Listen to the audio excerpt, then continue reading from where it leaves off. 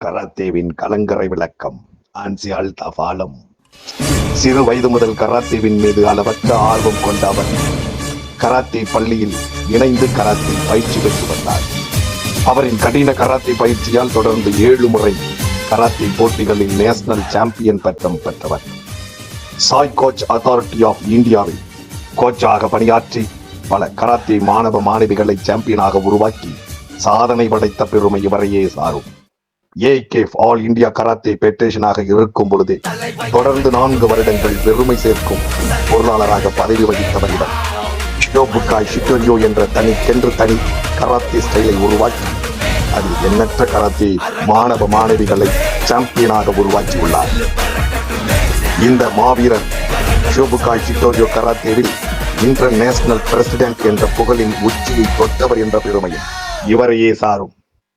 எந்த ஒரு பிரதிபலனும் எதிர்பாராமல் அனைத்து தரப்பினருக்கும் உதவும் உள்ளம் கொண்ட ஆன்சி அல்தாஃப் ஆலம் அவர்கள் கராத்தேவில் 50 ஆண்டுக்கான காலம் நிறைவுற்றது. மற்றும் ஆல் இந்தியா கராத்தே ஃபெடரேஷன் பொருளாளராக இருந்த பெருமையை இவரை சாரும். ஆன்சி அல்தாஃப் ஆலம் கராத்தேவில் என்றும் ஒரு சகாப்தம்.